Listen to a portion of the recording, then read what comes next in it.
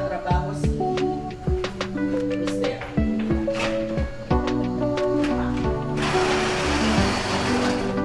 Bago ginagamit ko, hindi bangal. Hindi ka, tanso. Ang tanso daw, kapag pinurisan mo ang tulo at pinupulot mo pababa at pinupulot niya, wala nung nakapasok ako sa ministry. Kaya lang, doon na lang ako ng tanso. Kaya, bakong bakal na yun. Okay, welcome to Despacho. Dito po nagtatrabaho si Mister. Kaya lang ang rules dito, bawal daw pumasok dito si Mrs. Kasi si Mrs. ay bumangera, taklesa, pakialamero. Meron po yung nandun sa may clan. Kaya po ito ay may nang gagamitin. Bumola. Kaya lang noon, kahit maupo ka dyan, safe ka kasi gawa ko yun sa marmol, 8 kilograms ang kita. Ngayon nakakatakot kung walang katulad. Kasi pwede masira dahil plastic gawa sa China.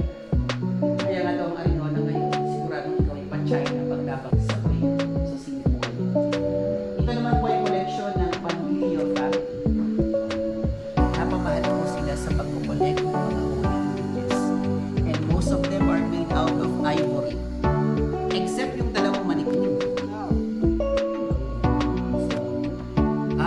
Wala po ulo.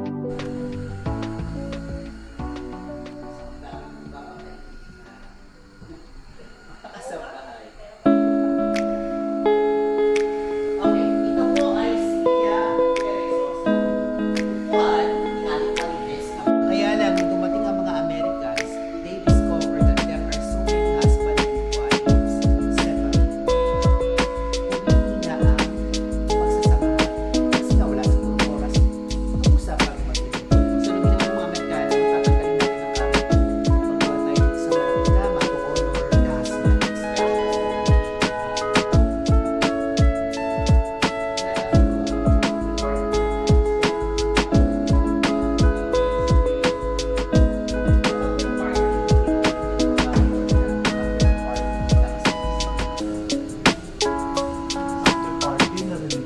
After party po, yung nakaupo dyan na babae at lalaki kakasal na sila. Ang tawag dyan si Lydia de Cortez.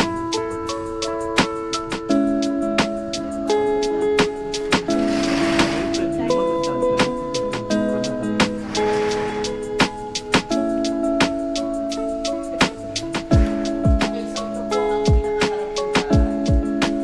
Normally, nakaharap siya sa bahay kamunan. Kasi po ito ay bahay ng governor. So, yung mga opisina ng governor. Ito po ay replika ng Aguinaldo siya. Ito po ay replika ng bahay ng governor. Makati siya. 37. 8 layers.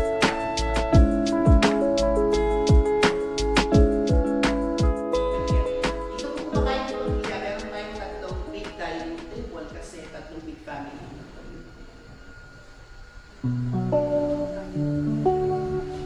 Ang labadera. Kung meron tayong labadera, hugasan ng kamay, may sabonera. At kapag may nakialam na nito, pakialamera. Meron po kasi talaga interesado sa tela kung ano bang klase ng ilawakan na. Okay, so meron po tayong hanging cloth in the shower. Hinahanap niya sa bahay, may bakit mulka, yan ang kanilang mechanical fan. Pag gusto ng babae, gusto sa mga nagpapahinga yung mga bata sa patong chair. And then ang ating sleeper dining table. Yan po ay pagkahati ng Henson Nison family na pinahapit sa final battle ng Manilang Planning Act. Bakit naman po masusunod? Kasi puro kahoy. Sa wali, kawayan, may kalandigaho yung magkabugan. May open pa. Kaya lang pag napagod na magluto ng uhaw, meron tayong aqua flask. Ingat lang po, medyo malugas. Kasi kung ilan, left side po tayo. Ganito ang epekto sa aming mga tiles o tisa na nagkakaroon. Ganito po yata pag nasa bundok. Kasi ang taas po ay nasa bundok. Ito po yung kanilang batalan.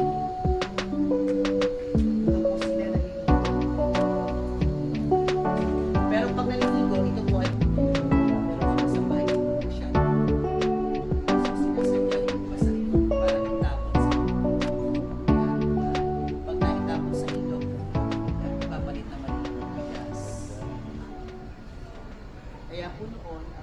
gamit sa kusina.